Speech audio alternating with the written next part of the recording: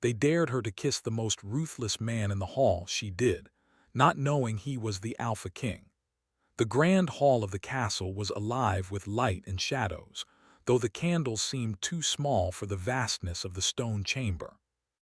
Music floated through the air, soft and haunting, mingling with the laughter of nobles and the faint whispers of secrets carried on the draught. It was the night of the masked festival, when the lords and ladies of the kingdom donned glittering masks, and faces were hidden, identities obscured. Among them moved Lyra, her heart beating faster than the echoes of the distant drums. She had always been clever, quick with a joke or a smile, but she was not one to seek attention. That evening, however, her friends had pushed her into a corner, daring her to act boldly. Their voices were full of mischief. "Kiss him," they urged, eyes sparkling. "The most ruthless man in the hall. Only a fool would dare, unless she is braver than the rest of us." Lyra swallowed, her cheeks warming. She had heard the stories of the man they spoke of. Rumors said he was merciless, feared by all, a king in his own right, yet he rarely smiled. Some whispered he carried a curse, that even the bravest knights would tremble in his presence. Yet something inside her stirred, not fear but a wild curiosity. And so, with her mask hiding the blush on her face, she walked toward him. The hall seemed to grow quieter around her as she approached. Candles flickered, shadows twisting along the stone walls, and she could feel the eyes of the courtiers upon her. She had never been so conscious of her own heartbeat, the rise and fall of her chest, the warmth of her hands hidden beneath her cloak. Then she saw him. He stood at the far end of the hall, tall and commanding, his black mask covering the upper part of his face, revealing only eyes that were dark, piercing, and unreadable. His cloak swept the floor, brushing against the cold stones as if he had stepped out of the shadows themselves. Lyra's breath caught. The stories were true. He was more frightening than she had imagined. Yet something in those eyes, something hidden behind the coldness, made her step closer rather than retreat. "Do you dare to come so near?" His voice was low, smooth, and commanding, echoing slightly as though it carried weight even in the vast hall. Lyra trembled not from fear but from the thrill of the moment. I was dared," she said, trying to keep her voice steady. Her heart raced. "To kiss the most ruthless man in the hall." For a long moment he said nothing. He studied her, tilting his head slightly, and she could see the faintest trace of curiosity flicker in his eyes. The hall felt smaller, as if the candles burned only for the space between them. Then, almost imperceptibly, he stepped closer. Lyra's stomach twisted, and yet her lips moved on their own. She leaned forward, the world narrowing to the moment, and pressed her lips to his. It was brief, no more than a heartbeat, but it was enough. Sparks seemed to crackle in the air around them, a heat that was unnatural, almost frightening in its intensity. Lyra pulled back, her eyes wide, heart pounding, and the hush of the hall returned. She had expected shock, anger, or ridicule, but he did not move to push her away. Instead, his gaze lingered, dark and inscrutable.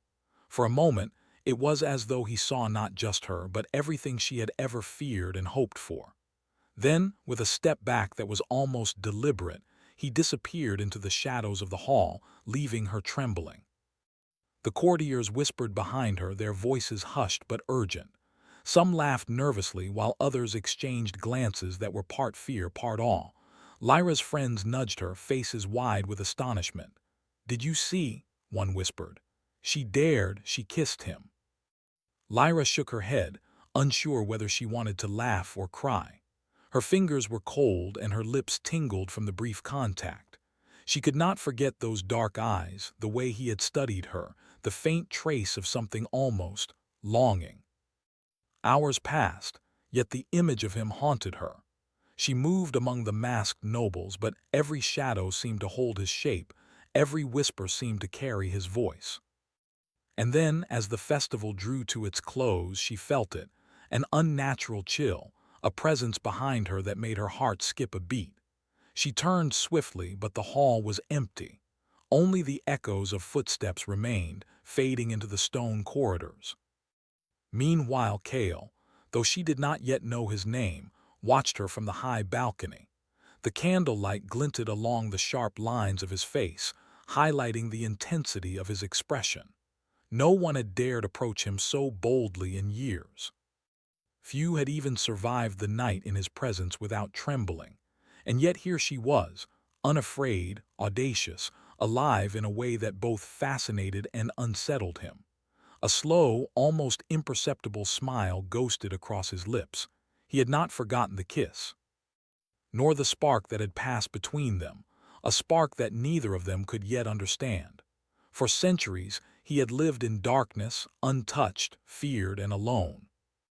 Yet in that brief, impossible moment, a trace of warmth had entered his world, a hint of light that threatened the careful balance he maintained.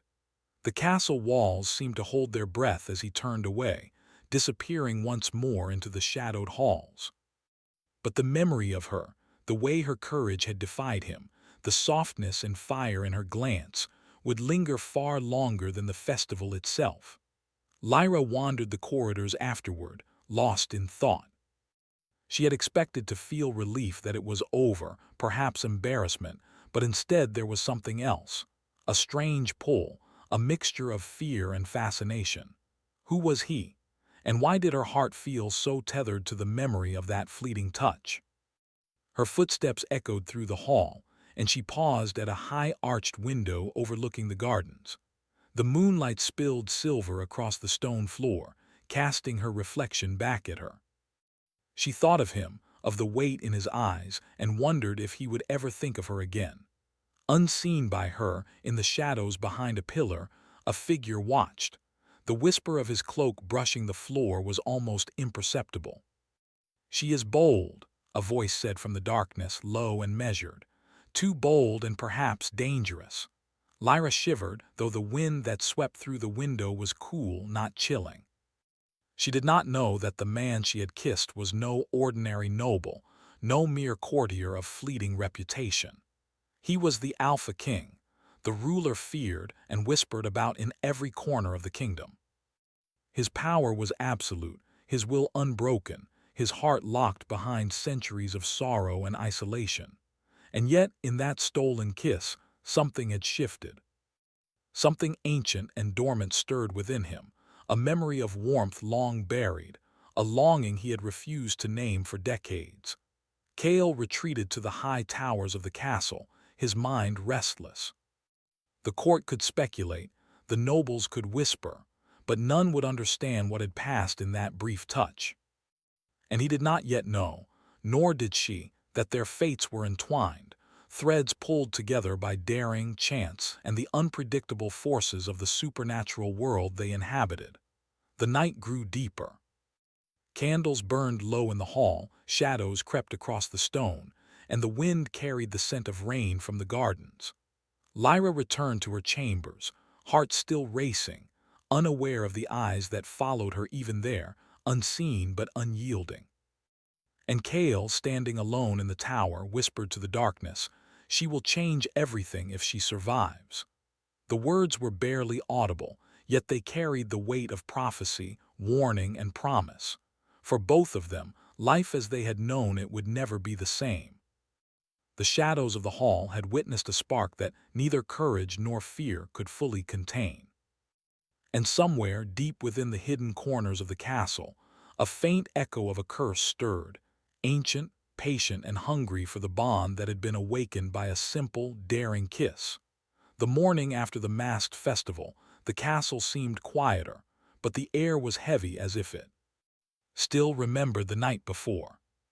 Sunlight streamed through tall windows, painting the stone floors gold, yet shadows lingered in corners and corridors. Lyra moved carefully, her thoughts still tangled with the memory of the man she had kissed. No one in the court spoke his name aloud. Rumors were whispered behind closed doors, and even servants avoided looking directly toward the high towers where the Alpha King dwelled. But Lyra could not escape the feeling that she was being watched. It started with small things: a shadow flickering along the hallway, a faint echo of footsteps when she thought herself alone, and the occasional chill of air that was too cold for the warm spring day. Her friends noticed her distraction and teased her gently, thinking her flushes and wide eyes were only the result of nerves. "You've kissed the cruelest man in the kingdom," one said. "Do you think he will ever notice you again?" Lyra tried to laugh, but it sounded hollow, and she felt an invisible weight pressing at her chest. She knew she had drawn his attention, though she did not know why or what it might mean. Meanwhile, Kale moved silently through the castle, his presence unseen by all but the keenest eyes. Even his closest advisors dared not approach him unless summoned. But he could not leave her alone. He could not stop thinking of the bold, fiery young woman who had kissed him without fear. Something about her defied him, unsettled him, and stirred a memory he had long buried, a memory of warmth and connection he thought lost forever.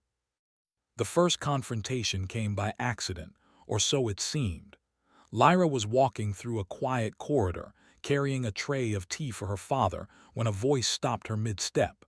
"You move as though the castle itself fears you," Kale said. His voice was low, deliberate, carrying the weight of command. Lyra's heart leapt. She spun around, almost dropping the tray, and found him standing in the shadows, tall and imposing as always. His dark eyes held hers, and for a moment she could not speak. I didn't see you there," she stammered. "You never see what is meant to be hidden, do you?" His words were teasing, but the tone carried something darker, something dangerous. He stepped closer, and she could feel the warmth radiating from him, a heat that made the air between them heavy. Lyra tried to pull back, but her feet felt rooted. I don't understand. Why are you here?" "Why?" he echoed. "Because you walked into my hall, kissed me, and dared to provoke the impossible. Because you have drawn my attention, whether you wish it or not." A shiver ran down her spine. She had expected anger, perhaps even punishment, but not this calm, controlled intensity. She wanted to turn and flee, but something in her chest told her to stay, to face him. Over the next few days, their encounters became more frequent. Sometimes it was fleeting. A shadow in the garden, a presence near the library, a fleeting glimpse through the window as she walked across the courtyard. Lyra could not tell if he was following her deliberately or if it was only coincidence, yet each moment left her heart racing and her thoughts restless. One evening, driven by curiosity and the strange pull she felt toward him, she found herself in the castle archives, a hidden room lined with ancient books, scrolls, and forgotten relics. She was searching for anything that might explain the stories she had heard of him, the tales of fear, cruelty, and isolation. She traced her fingers along the spines of dusty volumes until a particular book drew her attention. Bound in black leather and etched with silver symbols, it seemed to hum faintly under her touch. As she opened it, the words seemed almost to whisper, stories of the Alpha King, his rise to power, and the curse that had followed him through generations. A chill ran through her. She read about the curse, how anyone who became too close to him would be consumed by either fear or desire, how his heart had been closed for centuries to protect the kingdom, and how only someone brave and true could awaken what he had long hidden. Her breath caught. The stories matched her experience, yet they could not explain why she felt a strange sense of warmth whenever she thought of him. "Curiosity can be dangerous," a voice said from the shadows. Lyra jumped, spinning around to see him standing there, the faint candlelight illuminating his mask. Kale's eyes were fixed on her, unblinking and intense. "You read of things that should remain hidden," he said. "Do you understand what you risk by seeking knowledge of me?" Lyra swallowed hard, but she refused to look away. I only wish to understand. I do not wish to be afraid." He studied her, and for the first time his expression softened, not warmth exactly, but a flicker of something like hope. "Few have courage enough to seek the truth. Most flee before they touch it." Their closeness in the small archive felt charged with energy, the air between them taut. Lyra realized she could feel the pulse of power radiating from him, a force she could not resist nor fully comprehend. And yet, she did not retreat. Days passed, and their encounters deepened, always balanced on the edge of danger and fascination. She noticed how his presence could dominate the room without a single word, how the shadows seemed to bend toward him, how the courtiers all bowed instinctively when he appeared. And still, he returned again and again to her path, drawn by her courage, her fire, her audacity. Cale, for his part, struggled. He was a man used to control, to fear, to solitude, and yet this young woman disrupted everything. She laughed freely, spoke boldly, and dared to meet his gaze. He found himself questioning long-held habits, considering the impossible, that perhaps he could allow someone into his world, perhaps even into his heart. One night during a storm that lashed the castle with rain and wind, Cale found Lyra in the gardens. She was alone, gazing at the lightning as it split the sky, her cloak damp, her hair plastered to her face. He approached silently as he always did until she felt his presence before seeing him. "You should not be here," he said. His voice was both warning and command. "And yet here I am," she replied, voice steady despite the rain. "I am not afraid of the storm or of you." His eyes darkened, and for a moment Lyra thought she saw a flicker of emotion she had never imagined in him: admiration, longing, perhaps even pain.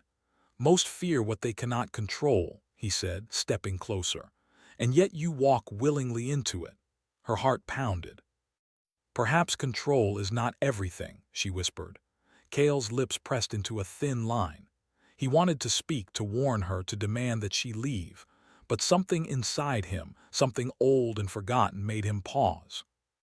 The wind howled around them, the storm drumming against the stone walls, and the world seemed suspended between past and present, danger and desire. "You are reckless," he finally said, almost to himself. "And yet there is courage in your defiance." "That is something I have not seen in centuries."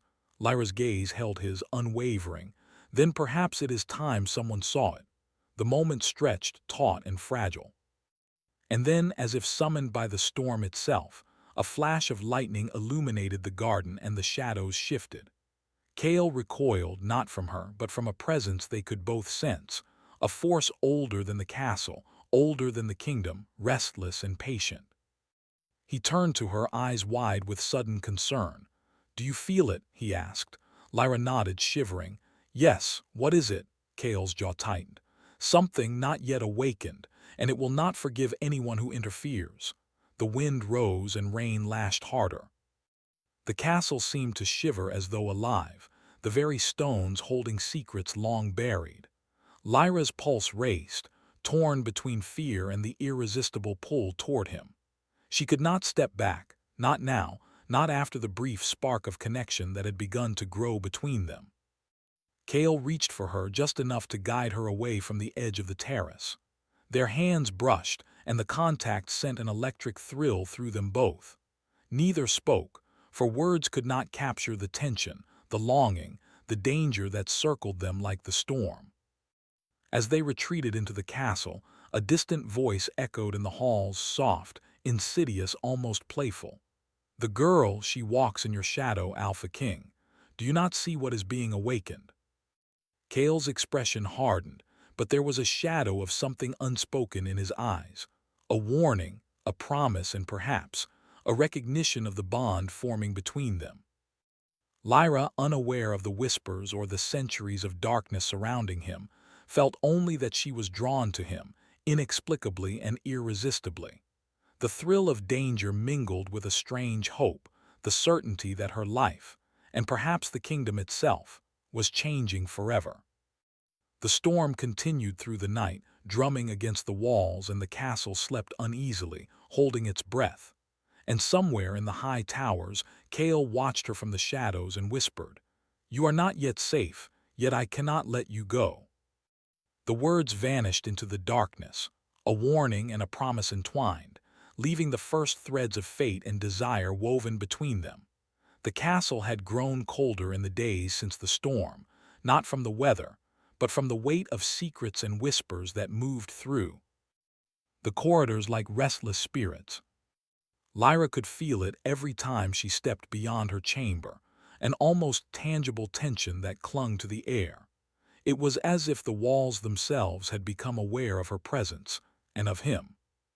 Kale, the Alpha King, moved with his usual silent authority, but there was a change in him. The spark that Lyra had awakened, the audacity, the warmth, had begun to stir something deep inside him, something he had buried for centuries. Yet with it came a fear he could not name, a dread of losing control over himself, of letting someone into a world he had long kept locked away. One afternoon, Lyra found herself in the castle's hidden archives once more, seeking answers. The shelves were lined with ancient tomes and scrolls, the kind few dared to touch. She traced her fingers along the spines until she discovered a section she had not seen before. Strange symbols glimmered faintly in the dim light, etched into leather that was centuries old. As she opened one of the volumes, a faint hum seemed to rise from the pages. The words spoke of a curse, older than the kingdom itself, cast upon the Alpha King to ensure he would remain alone and untouchable. The curse was cruel. It twisted desire into danger, love into fear, and drew anyone who dared approach him into a perilous bond. Lyra's heart raced as she read.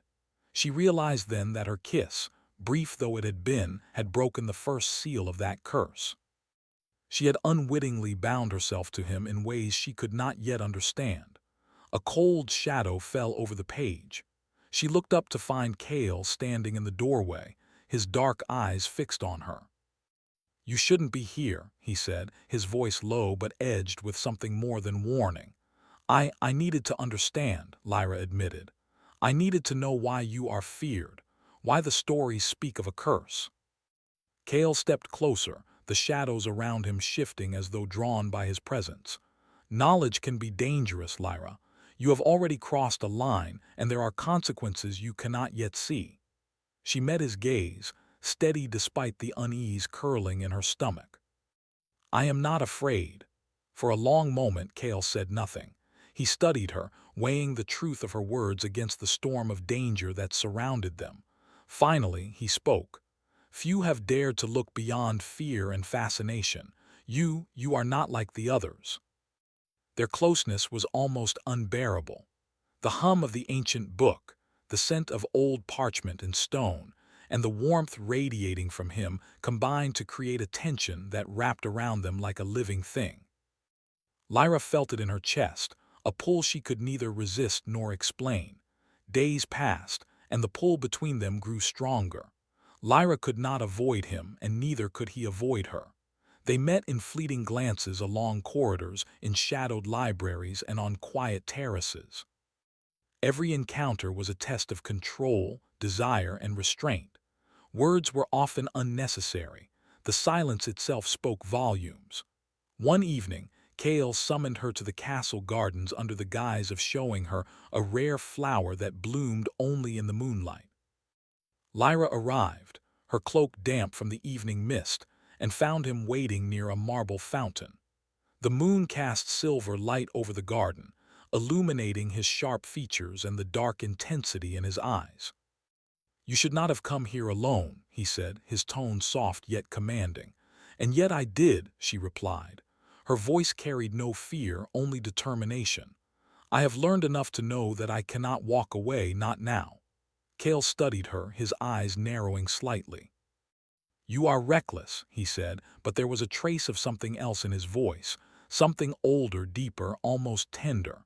"Recklessness can be fatal in my world, Lyra." She stepped closer, unafraid. "Then perhaps it is time someone faced the danger willingly." The tension between them crackled, silent and potent. Kale's usual composure wavered, his control threatening to break. He wanted to reach for her, to protect her from the curse and from himself, yet the risk of touching her, of letting her into the part of his life no one had ever seen, made him hesitate. As if sensing the fragility of the moment, the shadows of the garden seemed to deepen. A whisper of wind stirred the leaves, carrying an unspoken warning. Something ancient had noticed the spark between them, something patient and waiting, ready to strike if they faltered. Lyra noticed the sudden shift in the air. "What is it?" she asked, her voice low. Kale's gaze darkened. "The curse is not dormant," he said. "It watches, it tests, and it will not forgive mistakes." Her chest tightened, but she did not step back. "Then we face it together," she said. He looked at her, really looked at her, and for the first time he allowed himself to feel the pull she had on him. Desire, fascination, and fear intermingled in a way he had not experienced for centuries. He had been alone for so long, his heart closed and his life bound to power and caution. Yet here she was, daring to reach into the shadowed depths of his soul, to call forth a part of him he thought dead. Days turned into nights, filled with stolen conversations and fleeting touches that left both of them trembling. Lyra began to learn more about him, not just the power and the curse, but the man beneath, the lonely, burdened ruler who had sacrificed love for the safety of his kingdom. Kale began to reveal slivers of himself, carefully, cautiously, as if testing whether she could endure the truth. But danger loomed closer. The court, ever watchful, noticed their growing proximity. Whispers spread, subtle and venomous, of a forbidden bond forming between the bold young noblewoman and the feared Alpha King. Envy and suspicion stirred among those who sought power, those who feared change, and those who wished to see Lyra falter. One night, drawn by a mixture of curiosity and determination, Lyra ventured into the forbidden section of the castle, seeking a way to understand the curse fully. She found a mirror, tall and ancient, its glass darkened with age. As she approached, she saw Kale's reflection beside hers, though he was not present in the room. The image shifted, showing visions of what could come: despair, danger, moments of tenderness, and the inevitable pull of the curse that threatened to consume them both. Lyra's breath caught. She realized that their bond was more than fascination, it was fate, a dangerous intertwining that neither of them could ignore. A sudden sound made her turn. Kale stepped into the room, his expression unreadable. "You should not meddle with forces you do not understand," he said. "The curse is patient. It can wait, but it will not forgive carelessness." "I am not careless," she said firmly. "I am brave enough to face what you cannot, perhaps even brave enough to save you." He stepped closer, and their proximity made the air between them thrum with tension. "You do not understand the cost," he said. "To touch me, to stay near me, is to risk everything, your life, your heart, your future." "And yet I am here," she replied, her voice steady. "Because something in me, something in you calls me forward. I cannot turn away." Kale's hand hovered near hers, almost touching, as if the slightest contact could shatter the fragile balance of their worlds. He wanted to pull her into his arms, to protect her, to claim a bond that had been denied him for centuries. But the curse loomed, a shadow that threatened to destroy them both if he gave in too quickly. The storm outside the castle had returned, rain pelting the windows and lightning illuminating the dark halls. Lyra and Kale stood together, the tension between them thick as the air before a thunderclap.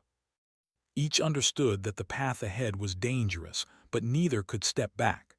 They were drawn together by a force older than the kingdom, older than the throne, a force that demanded courage, sacrifice, and trust. Suddenly the candles flickered and went out, plunging the room into darkness. Lyra gasped, reaching for Kale instinctively. He grabbed her hand, his grip firm and protective, and the storm outside seemed to echo the tumult inside. "You feel it, don't you?" he whispered. "The curse, it is waking, and it knows we have crossed its line." Lyra nodded, her fingers trembling in his grasp. "Then we face it," she said, "together." Kale's dark eyes softened for just a moment, revealing the man behind the legend. "Together," he repeated, though the word carried weight, danger, and hope all at once. The storm raged on, the castle holding its breath, and in the heart of the darkness, two souls stood linked by fate, courage, and a spark that neither time nor curse could easily extinguish. The castle was silent under the storm's fading roar. Rain dripped from the eaves, pooling on the stone floors, and the wind whispered through the high towers like secrets long held. Lyra moved cautiously through the halls, her heart still racing from the events of the night before. She had seen the shadows stir, had felt the pull of something ancient and dangerous awakening, and she knew that the bond she shared with Kale had drawn attention she could neither control nor escape. Kale waited for her in the highest tower, where the moonlight poured through tall windows, casting silver patterns on the cold stone. His dark cloak hung loosely around him, and for once there was no mask hiding his face. His eyes, intense and unreadable, held a weight that made Lyra's breath catch. He had always been distant, untouchable, but tonight there was a flicker of something else. Vulnerability, hope, and longing intertwined in a way he had not allowed himself for centuries. "You came," he said, voice low, almost a whisper against the storm. "I had to," she replied, stepping closer despite the chill in the air. "I cannot walk away now, not after all that has happened, not after knowing what you are and what is being awakened." Kale's gaze softened, but the shadow of danger lingered. "The curse, it will not forgive easily," he said. "And it will not stop with me. It will reach for you too, and it will test everything you believe in." Lyra's hand brushed his. The contact sent a spark through them both, a mixture of fear, desire, and hope. "Then we face it together," she said. "Whatever comes, we do not run." For a moment he said nothing. The wind rattled the windows, and the storm's echo seemed to carry voices of the past, whispers of those who had tried, and failed, to break the curse before. Kale's hands trembled slightly as he reached for her, the motion deliberate and careful. "You do not know the danger," he warned, "not just from the curse but from those who would see you fall for challenging me." "I know," she said firmly, "and I still choose to stand with you, even if it costs me everything." Her courage stirred something long dormant within him. Kale's heart, closed for centuries behind walls of power and fear, began to respond. He realized, painfully and beautifully, that he could no longer protect her by keeping her away. The only way to keep her safe was to face the darkness together, no matter the cost. The castle trembled slightly as if in response to their resolve. The shadows seemed to shift and twist, coiling like serpents around the edges of the towers and corridors. A presence older than the castle itself had awakened, and it moved with patience, waiting for the moment to strike. Kale took a deep breath, letting go of the centuries of control he had clung to. "Come," he said, "we must confront it now. The curse, the danger, everything. It begins tonight, and it will not wait." Together, they descended to the castle's lower chambers, moving past corridors lined with ancient stone and forgotten relics. The air grew colder, heavier, and the flickering candlelight cast shadows that seemed to move with a life of their own. Lyra felt the pull of the curse as a tangible force, tugging at her heart, testing her courage. Yet she did not falter. The source of the curse lay beneath the castle, in a hidden chamber that had been sealed for centuries. The door was enormous, wrought iron with twisted symbols etched into it. Kale placed his hand against the cold metal. "This is where it began," he said. "And this is where it must end." Lyra's fingers brushed his as she followed him, and he felt a warmth in the contact that strengthened his resolve. "Whatever is waiting," she said softly, "we face it together." The door groaned as it opened, revealing a chamber bathed in an eerie, pale light. Shadows stretched along the walls, forming shapes that seemed to whisper, beckon, and threaten all at once. Lyra felt the weight of centuries pressing down upon her, and the faint pull of the curse tried to unsettle her mind. Kale stepped forward, his hand brushing hers. "Stay close," he said, "and do not let fear take hold. Not now, not ever." The curse manifested before them, a dark, shifting presence that coiled like smoke and seemed to carry the weight of endless centuries. Its voice was everywhere at once, a low hum that vibrated through the stone. "You cannot escape," it said. "Neither of you." "He is mine and she is a threat," Lyra's courage flared. "We are not afraid," she said. We are stronger together. Kale's voice joined hers, firm and commanding. Your power ends tonight. You will harm no one here. Not her, not me. The shadow recoiled slightly, as if surprised by their unity. Kale stepped forward and Lyra followed, their hands clasped. The light of the chamber seemed to brighten with their resolve, and for the first time the curse wavered. You are not alone, Kale said to her, his voice steady and warm. I will face this with you. Together we will break it. The shadow surged, testing them with visions of fear, isolation, and pain, tempting them to doubt, to falter. Lyra saw herself abandoned, powerless, and yet she gripped Kale's hand tighter. I trust you, she whispered. Kale responded not with words but with presence, strength, and the fierce protection of centuries of power, restrained only by his choice to release it now. The shadow hissed, a sound like grinding stone, but it could not divide them. Their unity, courage, and trust began to unravel its hold. Lightning flashed within the chamber, illuminating Kale's face and Lyra's. For a moment, the storm outside and the storm within seemed to merge, and the curse recoiled, unable to withstand the bond between them. Lyra stepped forward, placing her hand over a glowing sigil at the center of the chamber. Kale mirrored her, his power flowing through him, through her, combining in a force neither had expected. The shadow shrieked, twisting and pulling, but the light of their courage and unity pressed back against it. Then, with a final surge of energy, the chamber shook, the curse shrieked, and the shadow dissolved into nothingness, leaving only the quiet hum of the castle settling after the storm. Lyra fell to her knees, exhausted but alive. Kale knelt beside her, placing a hand on her shoulder. His dark eyes, usually unreadable, were now filled with relief and awe. It is done, he said softly. The curse, it is broken. By your courage, by our unity.